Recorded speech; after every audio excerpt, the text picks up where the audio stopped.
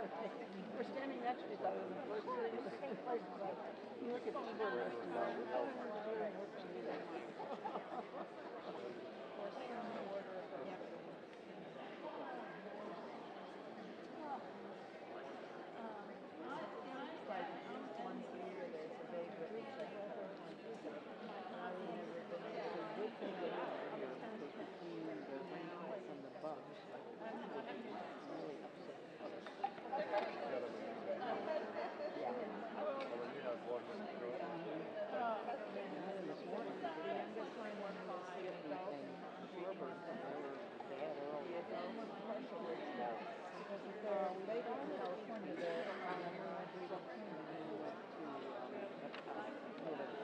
anyway.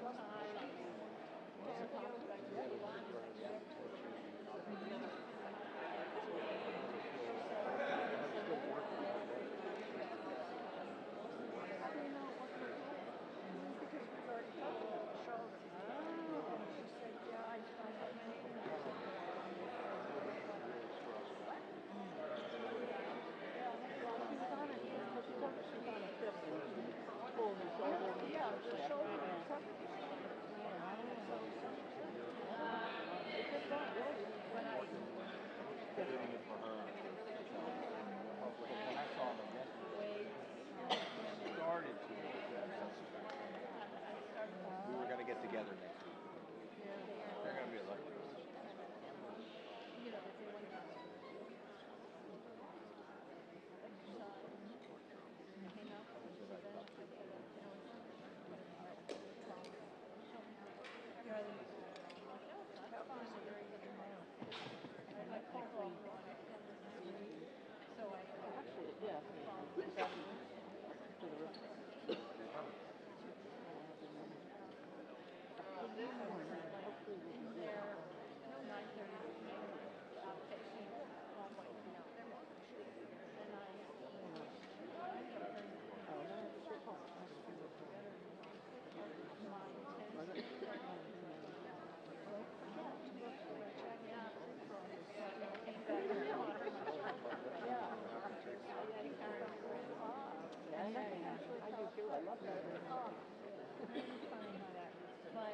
And you said it's back coming out of flush that little piece of boardwalk. The last was,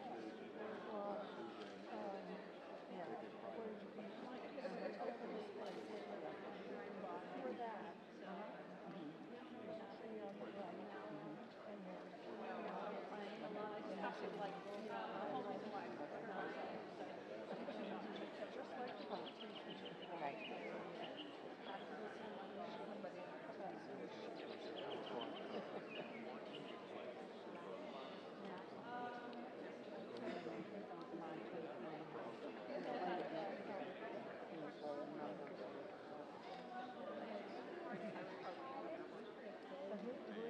But finish what you were talking about. Yeah.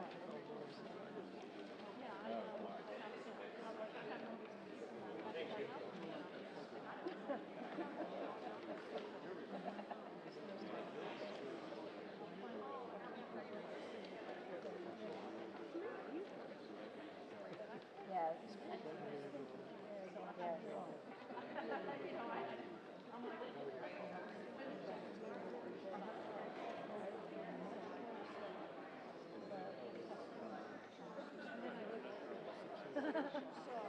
All right, who's playing Prairie Workers? Who's the guilty one? All right. What's next? Lee's turn.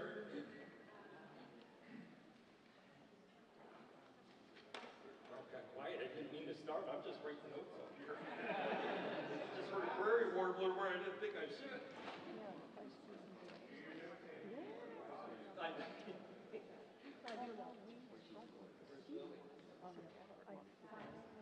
Are we starting? Did you want to? Stop across the road, I'm staying in States with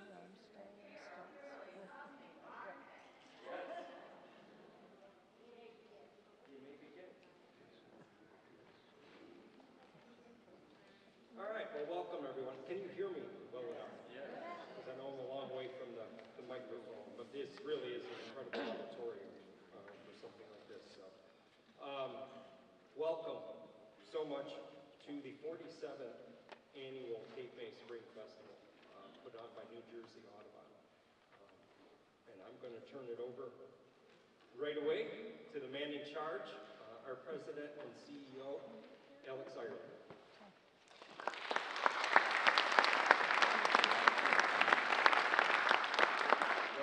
Me quicker than I expected. I was just sitting down there. Hey, thank you all so much. It is fantastic to see you all here. I love to see people at our festivals. I love to celebrate our spring festival.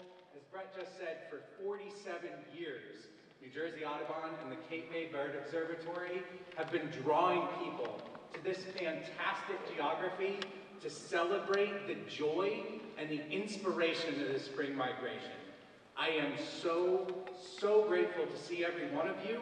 The fact that you're here shows that you care. We do these events because we aspire to make people care even more, for people to leave here and to deepen even further your connections with nature, your commitment to learning, your commitment to sharing with one another, and fostering conservation ethic in New Jersey and beyond. This year, we have almost 350 registrants representing 33 US states, the United Kingdom, Canada, and Puerto Rico. That's amazing, right? That's a pretty big impact.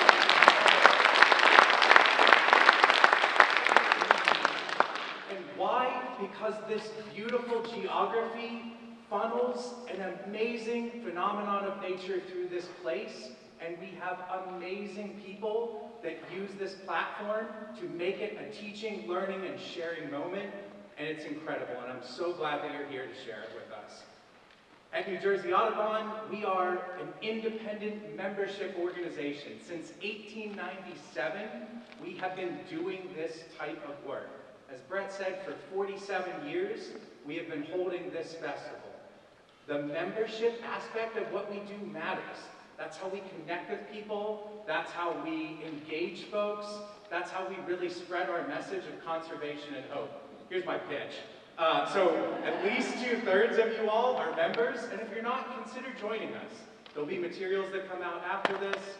Share it with your friends. We'd love to have new folks to share our message with. So that's my pitch, my one and only. I could make many thank yous. And I'm going to hand it over to Brett for some detailed thank yous, but I'm going to focus on the really big picture items. For everyone who has enjoyed a walk so far, you have had the luxury, the privilege of seeing our incredibly talented cadre of volunteer naturalists. The folks who give their time and their expertise to the Cape May Bird Observatory are amazing. I learn from them every time I go out. So fun fact, more than 50 people will lead more than 200 programs over this weekend, equaling something north of 600 volunteer hours, and I am grateful for each and every one of them. Can we please give these folks a hand?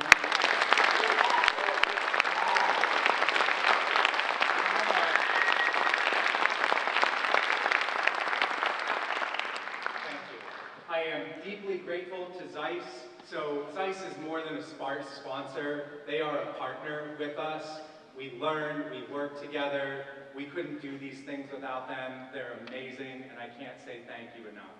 We have an incredible staff at New Jersey Audubon and Cape May Bird Observatory within New Jersey Audubon.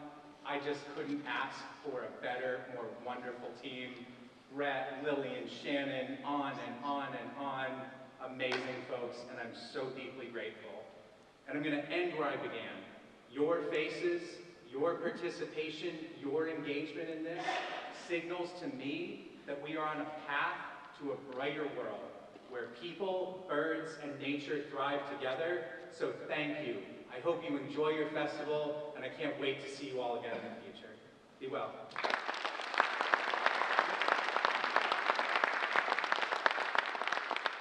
Thanks, Alex. All right, a couple things before we get into a few more thank yous. I need a little feedback from some of you. So I hope you've had a great time on all the different programs, whether it was a trolley trip, a boat trip, a walk around Lily Lake, wherever you've been. And I know we have some people, especially maybe from the West Coast that are here, who may have gotten some live birds. But I was just wondering if anybody who got a live bird this weekend could raise your hand. Oh my. Congratulations. All right, how many maybe got 5 or more live birds? Oh boy. 10 or more? Wow. Congratulations. That's awesome. I can say that as of now, the checklist that we do compile, it's in the Wicker Room. So if you haven't visited there yet, please make sure to do so tomorrow. There is a big checklist. You can mark off anything that hasn't already been marked off. We're at 170 species for the weekend already. So great job by all of you. Just a couple of highlights for those looking for the rare things. Alex was talking about geography, and we're fortunate here at the south end of New Jersey to have that confluence of not only large numbers of birds, but diversity, and also that trickle of rarities that really get a lot of people excited, and there's been a couple around this weekend. So some of you may have been fortunate to see or hear the king rail, see the lark sparrow that's been quite cooperative around Lily Lake, and even rarer, the common swift that was seen. Looks like maybe a one-day wonder, we'll see. But yesterday, and as far as I know, there's only been ever a handful of records in North America for that species, 2 of which occurred on the Pribilof Islands off of Alaska. So for those who got to see it, congratulations. That is truly a mega rarity, as they say. So. How many of you, is this your first festival with New Jersey Audubon? Oh, wow, awesome. That is great to see. How many have been here for more than 5 festivals with us? Wow. How about that? Anybody for all 47? All right. And then Alex already touched on membership. And it's so great to see the large percentage of members that are coming to the festivals and know that we have that level of support behind the organization to keep us going. That's what helps to inspire us to keep knowing that we need to be engaging with you. I'm going to get into some of the more technical thank yous, and there's a few of them, so bear with me. But it takes a whole community to put together an event like this. I want to thank Theater Manager John Drescher here at the Lower Cape May Regional High School for the great facilities and for letting us use this place to host this. Let's hold the applause maybe until we get to the end. Again, thank you to Zeiss. Rich, if you would please stand up. Rich Moncrief from Zeiss, all that they do for us. They donated 2 pairs of binoculars to the sweepstakes, which I hope all of you bought 100 or 200 tickets for. Running DTI, the digital thermal imaging programs, of which one will be tonight, and then there will be another one occurring that wasn't on the schedule, I guess, tomorrow night at 8 o'clock. And for those in the market for binoculars, Zeiss is also offering, especially for this weekend, a 15% off of their items, and so stop by our Northwood Center over in Cape May Point and pick up your Zeiss binoculars while you're here. You won't be disappointed. I want to thank the Grand Hotel for hosting us all these many years, the Nature Center of Cape May, including Director Gretchen Whitman and Program Director Emily Reed. I'd like to thank Jim Wright, the author of the Screech Owl Companion. Hopefully some of you got to see his talk. What can I say? We have an incredible staff led by this wonderful person down in front of me in New Jersey Audubon that really helped to keep all of us together. Communications and Development Department under Vice President Kimberly Armenti, Amber Murad, Director of Corporate and Foundation Relations, Karen Sharp, Director of Development, and Chris Neff, Director of Communications. Please give them a hand.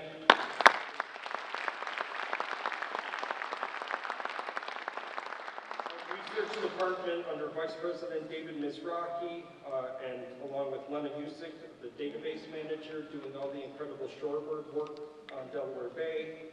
Our Stewardship Department, Alyssa Bright, Stewardship Specialist, who led one of the programs yesterday, or was it today? Anyways, I hope some of you were able to take advantage of that.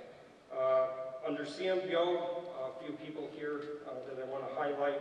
Program Coordinator Adele, and if any of you want to stand, please, after I'm calling you out. Adele Schwader, our Program Coordinator.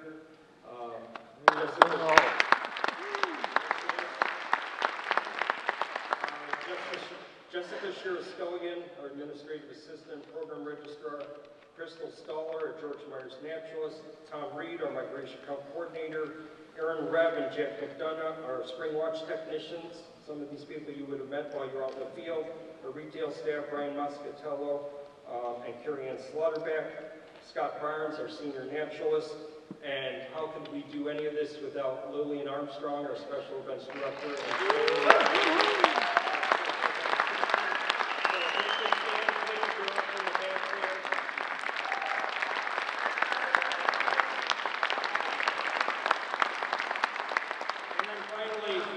Can't say it enough, our volunteers. And I want you to stand, please. So any of you out there that are volunteers,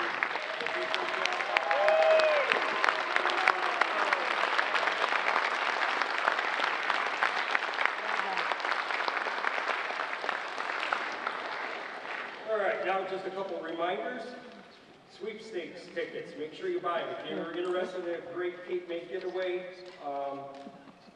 need to thank the Kerdwinkle Inn for donating accommodations for it, and the Mad Batter for a restaurant for a meal there. The whole sweepstake, that getaway is packed with a lot of great attractions, meals, so make sure you get your tickets. For those of you who are registrants, there's a special bonus that you can get extra tickets before midnight tonight, so take advantage of that. Our silent auction, you might have seen the 3 great pieces of artwork in the Wicker Room, one by Robert Bateman and 2 by Carl Brenders. Please go through your app, check those out. Maybe you want to bid on those and take them home.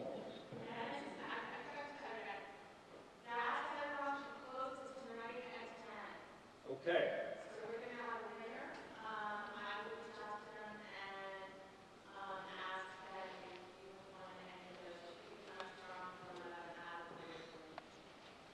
Everybody hear that? No. Closes at 10 tonight, the silent auction, and you can pick them up before 11 tomorrow morning. So, okay. Before we introduce tonight's performers, a couple of important notes. If you must leave before the performance is over, please do it quietly. It is being recorded, and make sure when you go out those doors that they don't slam behind you. And most importantly, if everybody could please check your phones right now and please turn them off. That would be great. Okay, I hope you're ready for what is really going to be a special occasion for us and the opportunity to hear the program being called What We Owe to Birds, composed by composers from around the world, the Consonance Collective, and performed by New York City-based Black Box Ensemble. And I'm just going to, I know you may have received some of this information, but I want to highlight just a couple things about the performance tonight. The Consonance Collective, it's a New Jersey-based collective of 5 composers that was founded in 2019 with the goal of presenting and promoting contemporary music to new audiences. Their mission is to connect with a new generation of listeners through interactive concerts and multimedia collaborations. Previous projects have included collaborations with the Space Telescope Science Institute, the Smithsonian Environmental Research Center, and the Bergamot Quartet, amongst others. The Black Box Ensemble is a collective of young contemporary music performers based in New York City, dedicated to exploring the experimental boundaries of the music of our time through projects that are innovative, impactful, and resonant with our contemporary moment. So once again, tonight's program is called What We Owe to Birds, and it's a pleasure to introduce the performers to you. So.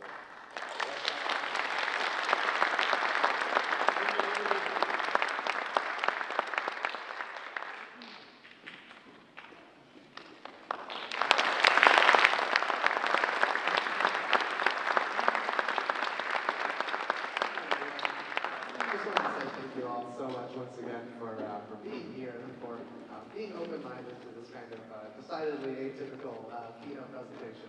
We were tremendously honored when Lillian was not only came for the Ideal Makers proposal to her about a year or so ago, but when she even seemed to display like immense enthusiasm for it and all.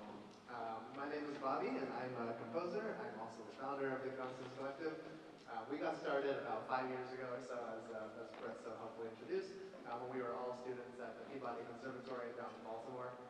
There was one thing that united all of us then, it was that we had this interest in some kind of cross-disciplinary, multimedia kinds of interactions with music and what that could look like. And so, yeah, we've had the fortune of being able to work with a number of wonderful and prominent scientific organizations, and we're super, super grateful to be able to bring our work to y'all here today. Yeah, so today's program includes 5 pieces, 5 world premieres by the members of the Constance Collective.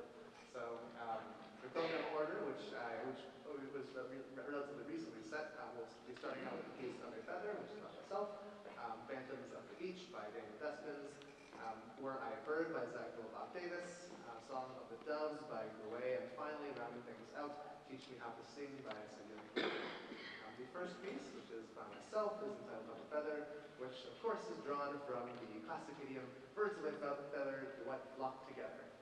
This particular work is inspired entirely by flocks and how flocking behavior sort of manifests in both in the world around us among birds, and also as a sort of a metaphorical play on how musicians interact, where one of the beautiful things about watching ensembles perform is getting to see how they listen to one another, tune to one another, and just how much communication is happening subtly beneath the surface, even as all this music and all that stuff is happening. And so the way that flocks work and tend to behave, as I understand, is, especially when it comes to maybe the most legendary of all flocks, starling murmurations, is that birds will hone into their, I believe, their 7 closest neighbors that somehow find some way to communicate and move with one another such that they don't collide. They're also able to sort of move through the sky with what appears to be these enormous, beautiful patterns that can be quite hypnotic. Yeah, so without further ado, just wanted to introduce my colleagues and amazing musicians of Black Box Ensemble, great pals and amazing musicians, as well as guest piano Elizabeth Gardner is here with us for today. So thank you all so much. I hope you all enjoy the show.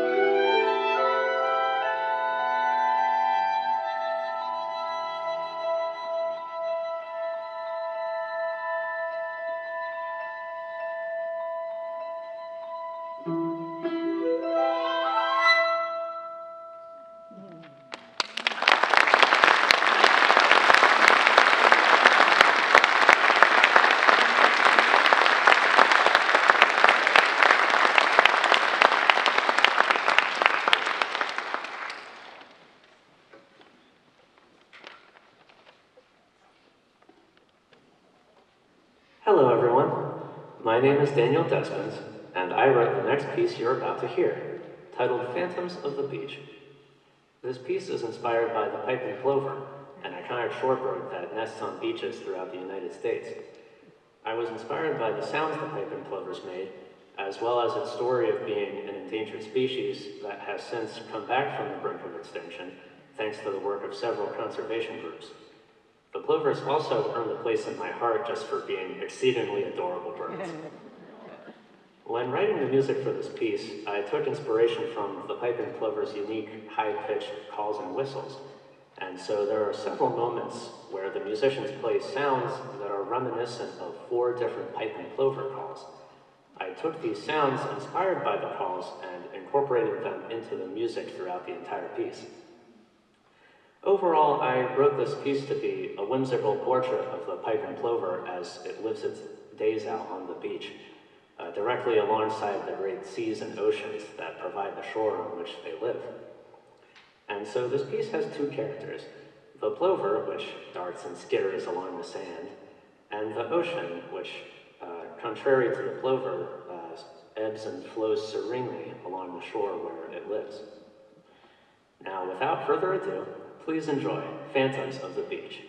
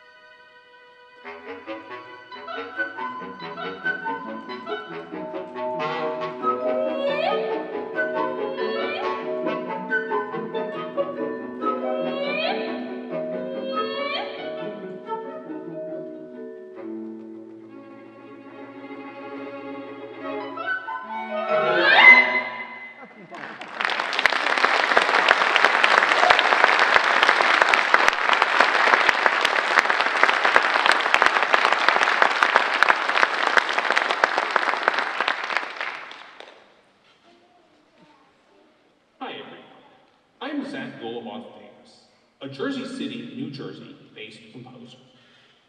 Flight has been a fascination for millennia. The subject of this composition, in fact. Set to the poetry of Edward Smith Jones, an American poet, my composition seeks to portray the mystery and excitement of this simple yet wondrous act. As the work unfolds, the audience is treated to a collage of videos exploring the notion of flight across a wide variety of bird species.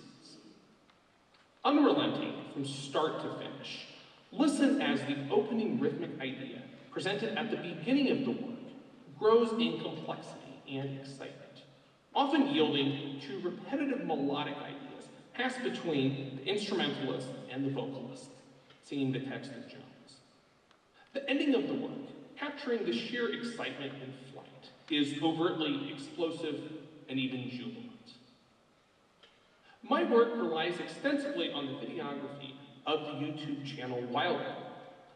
Many thanks to their support and generosity in this endeavor, and to the Cape May Bird Festival and Black Box Ensemble for making this project possible. Thank you for listening.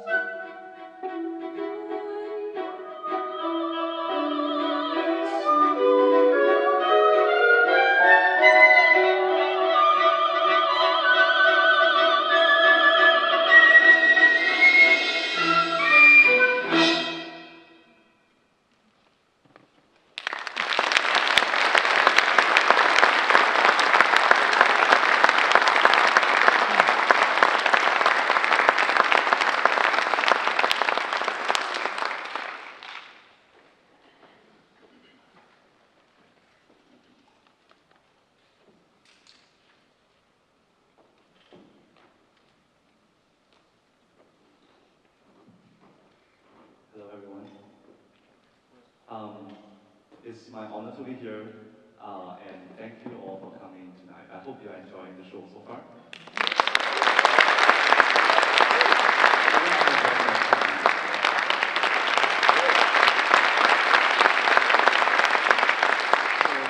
My name is Gui, and I'm the composer for the next piece, Song of the Doves. So it's nice to hear that we have audiences coming from all over the country and even all over the world. So to add on to that international presence here, I'm from Singapore, from the other side of the world, right? So, and when I wrote this piece, I really wanted to write about birds that we can see everywhere in the world. And that's when I thought of, okay, I'll write about the pigeon, which you can see in literally every city around the world, right? So, pigeons have a long history with us humans, right?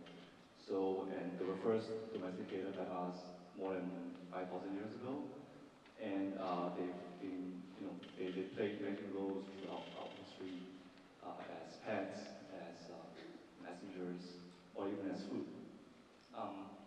And they are known to be very adaptable to different kinds of environments. That's why we see them everywhere in the world today. And the numbers grew, and because of that, in recent years, it led to some problems. When they coexisted with humans, some people considered them as pests, and they didn't like them, and some people even call them rats with wings.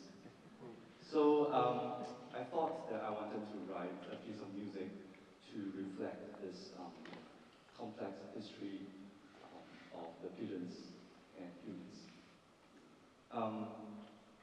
And these pigeons are known as water doves in their original habitat. That's why this piece is called Song of the Doves.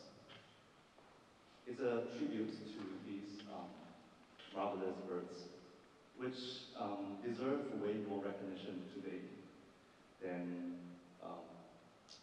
what some people consider them as pets, right? So, given their indispensable role throughout history. So this is Song of the Doves, and I hope you enjoy it.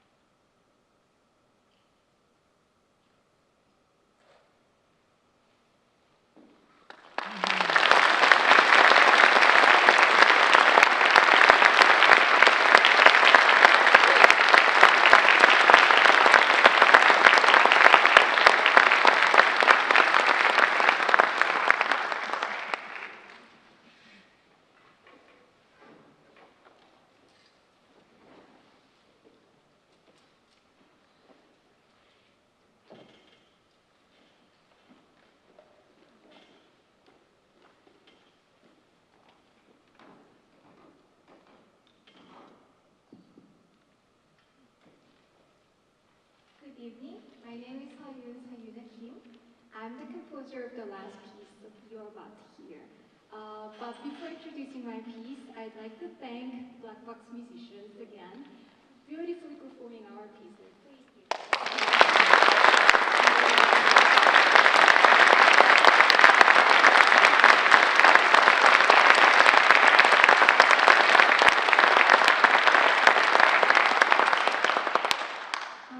And I also like to thank John, the audio engineer, who balanced our sounds beautifully. Thank you.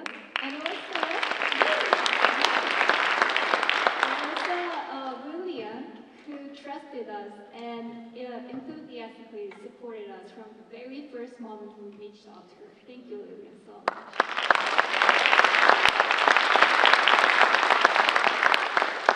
And last but not least, thank you to all of you who came tonight to celebrate your love for birds with us. We're so happy to share music with you. Thank you so much to all of you. So the piece I wrote is called Teach Me How to Sing. It's inspired by actually a research article by Rose Crates, who is an ornithologist from Australian National University. Ross discovered he investigated regent honeyeaters, Australian birds, this gorgeous yellow and black colored birds that love honey. So they were once very common in Australia, but now on the brink of extinction. Ross discovered a musically interesting but also heartbreaking fact about these birds. Because of the declines in population density, these young male regent honeyeaters, they don't have enough mentors, enough adult male mentors that can teach them their songs. So as a result, they sing wrong songs. So, for example, they either sing a simplified version of the songs, or they mimic other birds that are common in the area. So as a result, they cannot properly interact with their kinds. So no matter how hard they try, they go to their birds of their species, but they don't get any attention. Because female regents don't like male birds that sing atypical songs, so they not get attracted to those birds that sing wrong songs. And also, as a result, they just fail to interact properly, and they fail to find mates and produce next generation.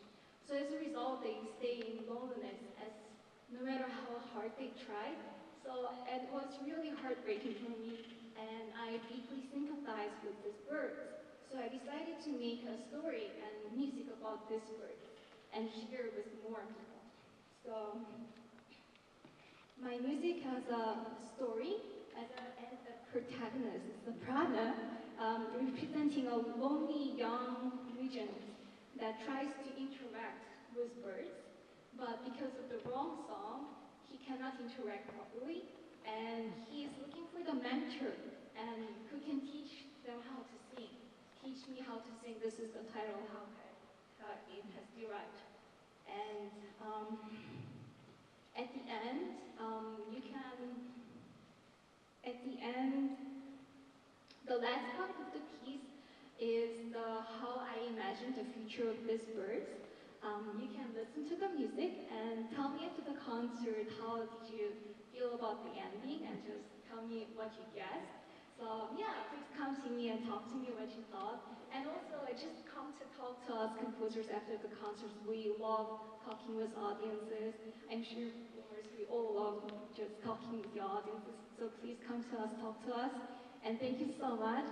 So yeah, enjoy, please enjoy.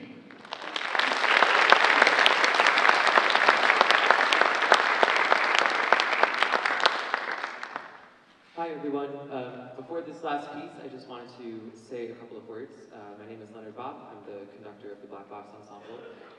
And first of all, I just want to echo all the things that just went around that Serena mentioned. especially to John for being an incredible house manager and running sound, light, projection, all of it. Really, we couldn't have done this without you. I also want to thank Lillian for being such an advocate for this project from the very beginning when we reached out maybe a little less than a year ago. And it's just really exciting to be here today in Cape May and see this all come together. And lastly, I want to thank the Consonance Collective composers for choosing us and inviting us to be your collaborators on this special project and writing us such wonderful pieces. We recorded them all. The recording will be available shortly, so stay tuned for that if you'd like to experience these pieces again. But we are just so happy that we've had the opportunity to share them with all of you today. I would also invite you to, if you enjoyed the music you heard today, this is what we all do. This is the music we specialize in. And so please check out our website, blackboxensemble.com, our social media. If any of you are in the New York City area, please stay tuned. Come to some of our shows. We have lots lined up for the next season. And wherever you are around the country, stay tuned because we do tour around the country and we might just be coming to an area near you. So please stay in touch. As Selena said, feel free to come up and say hi after the concert. And with that, here's the last piece. Thank you so much.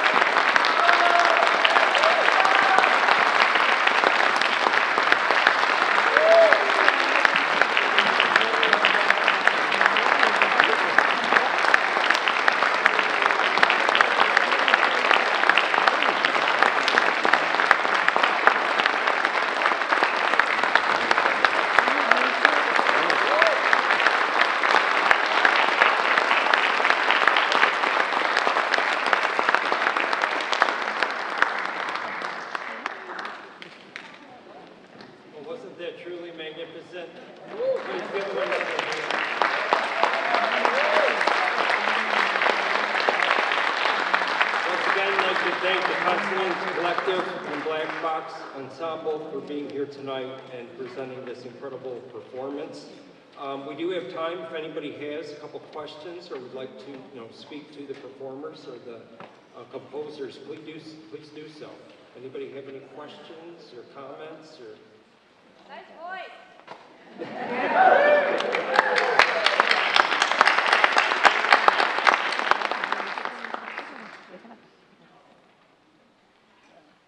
No?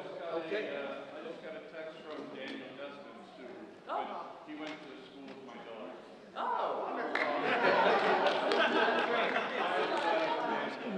Hi, Daniel. We can talk more outside too. Yeah, so please, thank you once again for coming. As you're heading home tonight, think about what we owe to birds. Yeah. So many of them are in our hands. So take that home with you. Thank you for supporting us. Thank you for the performers for taking that out to the world. We can do this together. So thank you so much for doing